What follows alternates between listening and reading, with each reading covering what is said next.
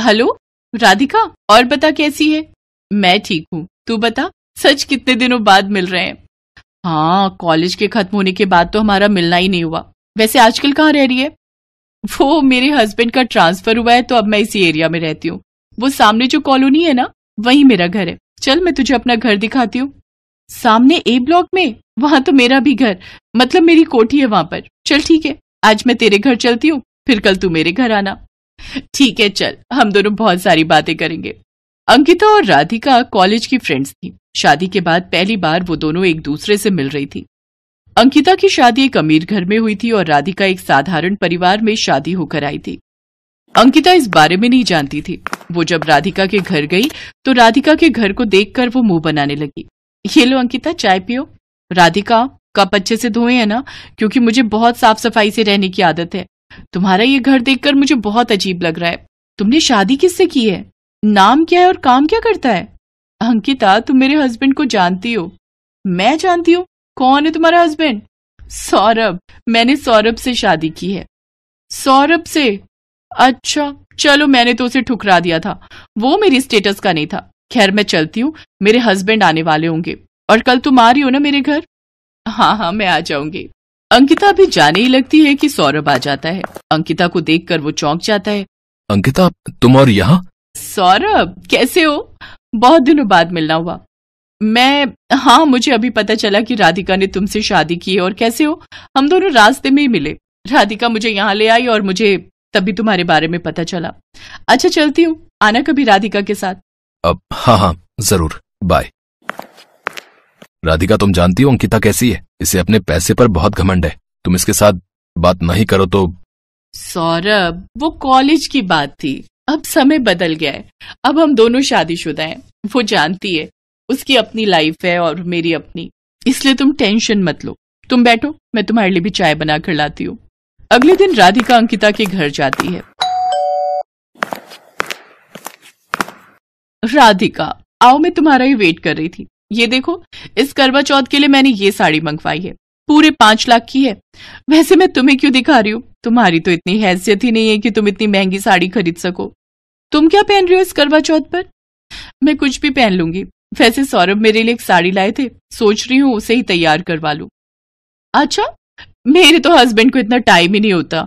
उनकी इतनी सारी मीटिंग होती है, इतना बड़ा बिजनेस हैंडल करते हैं वो, तो उनको सब कुछ देखना पड़ता है। वो तो बस मुझे पैसे दे देते हैं और मैं अपने आप ही ले लेती हूँ। अच्छा, मैं कह रही थी करवा चौथ की पूजा के लिए तुम मेरे घर ही आ जाना। सब आते हैं, कॉलोनी की लेडीज मेरे घर पर इकट्ठा होती हैं। सबको पता है कि यहाँ बहुत स्पेस है और सबके लिए स्पेशल इंतजाम किया जाता है। गिफ्ट देती हूँ मैं सबको, और भी बहुत कुछ। बहुत मजा आता है। एक काम करना, तुम आ ही जाना मेरे घर, मैं तुम्हें इनवाइट कर रही हूँ। ठीक है, मैं आ जाऊंगी। करवा चौथ के दिन राधिका तैयार होकर अंकिता के घर पहुंचती है। अंकिता, तुम्हारी साड़ी तो बहुत सुंदर लग रही है। अच्छी लगी? Oh thank you. वैसे मैं सेलेक्ट ही ऐसा डिजाइन करती हूँ कि सब देखते रह जाएं। राधिका, तुम्हारी साड़ी तो बहुत सिंपल लग रही है। सब लोग पूजा में बैठ जाओ, मैं कथा शुरू कर रही हूँ। अरे पंडिताइन जी बुला रही हैं। चलो चलो, सब पूजा में बैठते हैं, घेरा बना लो सब। सब लोग करवा चौथ की पूजा करते हैं। मेरी सारी प्यारी फ्रेंड्स, आप सब ने यहाँ आकर करवा चौथ बहुत ही इंटरेस्टिंग बना दिया। सब अपने अपने गिफ्ट लेकर जाना। राधिका, तू थोड़ी देर मेरे पास ही रुक, बाद में चली जाना। ठीक है अंकिता। राधिका अंकिता के पास रुकती है, तभी सौरभ का कॉल आ जाता है। हाँ सौरभ, मैं अंकिता के घर पर थी, वो करवा चौथ की पूजा यहीं की थी। पिज्जा? ओके, वैसे आज मेरा भी पिज्जा खाने का बहुत मन है। ठीक है, मैं थोड़ी देर में आती हूँ। अच्छा अंकिता, अब मैं चलती हूँ, सौरभ मेरा घर पर इंतजार कर रहे हैं। हाँ हाँ बिल्कुल, और वैसे भी राजीव आने वाले हैं, आज मुझे उनके साथ डिनर पर जाना है। हम हर साल करवा चौथ पर बाहर ही खाना खाते हैं। ये तो बहुत अच्छी बात है, जरूर जाना चाहिए। अच्छा मैं चलती हूँ। राधिका घर आ जाती है। अंकिता अपने पति राजीव के साथ रात को डिनर करने के लिए एक होटल में जाती है। तभी उसकी नजर एक टेबल पर पड़ती है जहां राधिका और सौरभ डिनर कर रहे थे। अंकिता चौंक जाती है। राधिका अंकिता को देख चुकी थी। वो उसे आवाज लगाती है, अंकिता आओ ना, हमें ज्वाइन करो। ये मेरी फ्रेंड राधिका है, हम दोनों कॉलेज के फ्रेंड हैं। मिस्टर सौरभ? अरे राजीव जी, आप सौरभ को कैसे जानते हैं? एक दिन मैं किसी जरूरी काम से एक मीटिंग में जा रहा था तो रास्ते में मेरी कार खराब हो गई थी। मुझे अर्जेंट पहुंचना था तो मुझे सौरभ ने अपनी बाइक पर लिफ्ट दी थी और मैं समय पर मीटिंग में पहुंच पाया था। उसी दिन से हम दोनों अच्छे दोस्त बन गए। सौरभ, मुझे पता चला आपकी डील फाइनल हो गई। मुझे बहुत खुशी हुई आपकी तरक्की का सुनकर। Thank you so much Rajiv ji. इसीलिए तो हमारी प्रिय धर्मपत्नी ने बोला कि आज डिनर करवाओ। बस मूड बनाया और निकल आए डिनर करने के लिए। बिल्कुल अंकिता, तुम्हें पता है सौरभ ने मुझे स्पेशल सरप्राइज दिया। सौरभ का प्रमोशन हो गया, इसलिए आज ये मुझे पार्टी दे रहे हैं और मैं चाहती हूँ कि हमारी खुशी का आप दोनों भी हिस्सा बनो। बिल्कुल राधिका जी। आओ अंकिता, वहाँ अकेले बैठकर क्या ही डिनर करेंगे, इनके साथ करते हैं ना, तो मजा आएगा।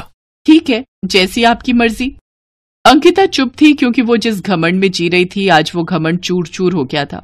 राधिका भी समझ चुकी थी कि अंकिता का घमंड तोड़ने का इससे अच्छा मौका और कोई नहीं था, क्योंकि वो जानती थी कि अंकिता उसे कितनी बार नीचा दिखा चुकी है। पर राधिका ने अंकिता का सम्मान भी किया, साथ ही उसे अच्छा सबक सिखा दिया, जैसे कि ईंट का जवाब पत्थर से देना।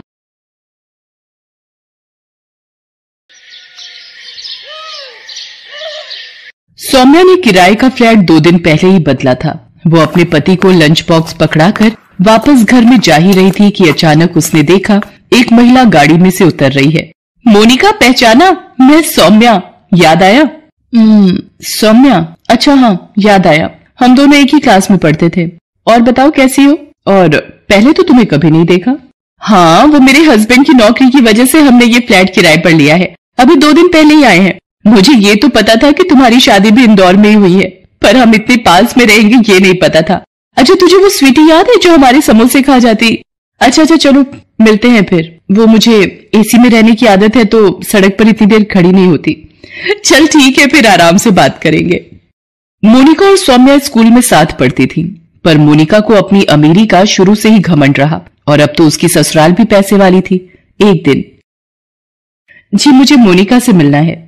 आप यहाँ ड्राइंग रूम में बैठिए, मैं अभी मेम साहब को कहकर आता हूँ। नौकर सौम्या को ड्राइंग रूम में बैठाकर मोनिका को बुलाने चला जाता है। कुछ देर बाद मोनिका अपने कमरे में से बाहर आती है। सोहन, इनके लिए कुछ जूस या चाय वगैरह दो। क्या लोगी सौम्या? अरे चाय वगैरह तो मैं खुद ही बनाकर पी लूंगी, मेरी सहेली का ही तो घर है। मैं तो तुझे ये आम का अचार देने आई थी, मेरी सास ने गांव से डलवा कर भेजा है। वो हर साल सीजन में गांव से अचार मुझे डलवा कर भेज देती हैं। ये ले। सौम्या, हमारे घर में अचार कोई भी नहीं खाता और वैसे भी मेरे पति ये सब देखकर गुस्सा करते हैं और ऑयली फूड खाने के लिए बिल्कुल मना करते हैं। चल कोई नहीं, जब मन हो तब खा लेना। अच्छा मैं चलती हूँ। अरे चाय वगैरह तो ले लेती। अरे वो राकेश ऑफिस से आ गए होंगे तो देख रहे होंगे कहाँ चली गई मैं। शाम को आते से मैं ना दिखूं तो घबरा जाते हैं। सौम्या की इस बात को सुनकर मोनिका थोड़ी चुप हो जाती है और अपने नौकर को कहती है, सोहन ये अचार अपने घर ले जाना। चंदा ये मेज और सोफा अच्छे से साफ कर देना, जरा सी भी मिट्टी दिखी तो तुम्हारे साहब गुस्सा होंगे। मोनिका अपने कमरे में चली जाती है। करवा चौथ आने वाला था। सौम्या राकेश से कहती है, राकेश देखो, अगर मैं ये साड़ी आने वाली करवा चौथ पर पहनूं तो कैसी लगेगी? सौम्या, तुम भी क्या सोचती होगी? कैसा पति मिला है, किराए का घर, ऊपर से खुला खर्चा भी नहीं दे पाता, और तो और तुम्हारे लिए नई साड़ी भी नहीं ले सकता। क्या करूं? मेरी तनख्वाह इतनी कम है कि महीना बीतते बीतते पता ही नहीं चलता और पैसे खर्च हो जाते हैं। राकेश, मुझे आपका प्यार मिल गया। उसके सामने मुझे दुनिया की किसी भी चीज का कोई लालच नहीं। आप हो तो सब कुछ है। तुम सच में बहुत अच्छी हो सौम्या। अच्छा एक काम करो, ये 1000 रुपए रख लो, करवा चौथ व्रत का सामान ले आना। ठीक है, आपकी खुशी के लिए मैं ले आऊंगी। शाम को सौम्या बाजार जाने लगती है, तभी मोनिका आ जाती है। मोनिका, अरे तू आज मेरे यहाँ आ बैठ और बता कैसी है? मैं ठीक हूँ। वो करवा चौथ की शाम की पूजा के लिए कॉलोनी की सारी महिलाएं मेरे घर ही इकट्ठा होती हैं, तो सोचा तुम्हें भी बता दूं। तुम मेरी कोठी में ही पूजा के लिए आ जाना, पंडिताइन जी टाइम पर आ जाएंगी। अच्छा, ये तो बहुत अच्छी बात है। सब मिलकर पूजा करेंगे, फिर एक साथ बातें करेंगे तो अलग ही मजा आएगा। अच्छा तू बैठ, मैंने राजमा चावल बनाए हैं, मेरे हाथ के खाकर जाना।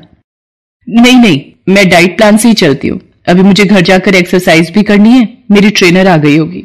सौम्या चुप हो जाती है। कुछ दिन बाद करवा चौथ का व्रत आता है और कॉलोनी की सारी औरतें तैयार होकर मोनिका के घर पहुंचती हैं। कुछ देर बाद सौम्या भी पहुंच जाती है। मोनिका जी, आपकी साड़ी तो हर बार की तरह इस बार भी सबसे अलग और सुंदर है। जी मिसेस चावला, वो मेरे मुंबई के पर्सनल फैशन डिजाइनर ने डिजाइन की है, पूरे 10 लाख की है। वैसे सच में मोनिका जी, करवा चौथ मनाने का असली मजा तो आपकी कोठी पर ही आता है।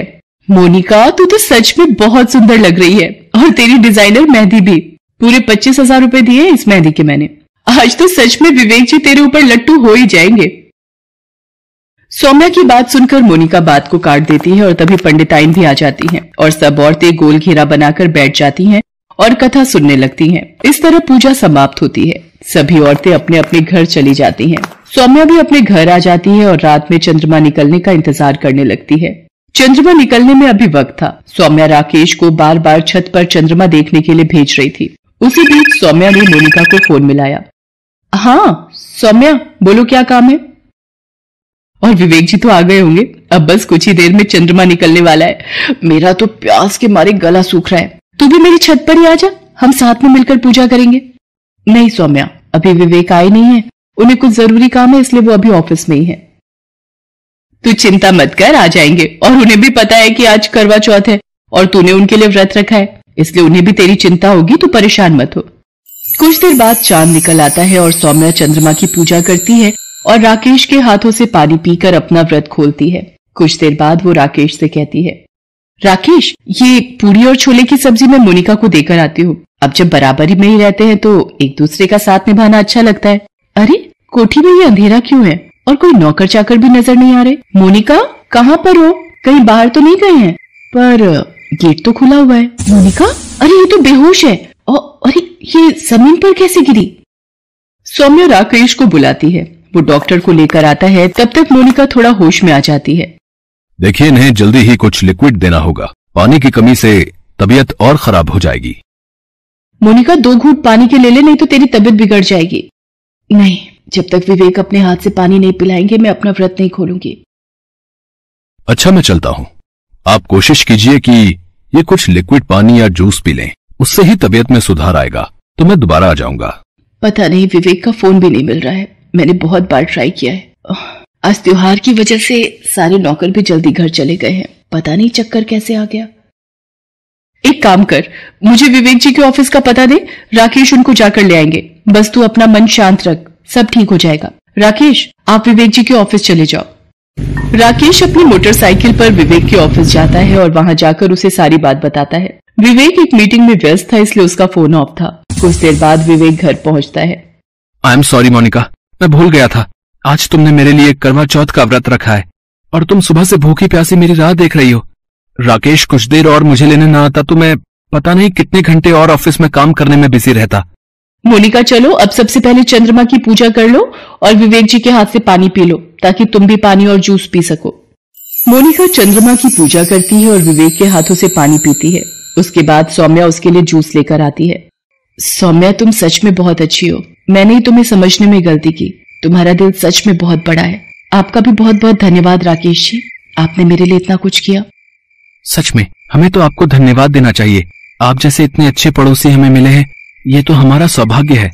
विवेक, सौम्या मेरे बचपन की सहेली है। हम दोनों साथ में ही स्कूल में पढ़ते थे, पर ना जाने अमीरी ने मेरी आंखों पर कैसी अंधी पट्टी बांध रखी थी, जो आज मैंने खोल दी है। मोनिका, और मैं भी तुमसे वादा करता हूँ कि अपनी जिंदगी में काम के साथ साथ अपने रिश्ते को भी अहमियत दूंगा। उस दिन अमीर गरीब का करवा चौथ आपसी रिश्तों में प्यार भर देता है। करवा चौथ पति पत्नी के प्यार का प्रतीक है। इस दिन माँ करवा की पूजा करके उनसे अपने परिवार की सुख शांति, पति की लंबी आयु, धन वैभव, स्वास्थ्य सभी की कामना करनी चाहिए। कहते हैं यदि कोई भी व्रत सच्चे मन से किया जाए तो वह उचित फलदायी होता है।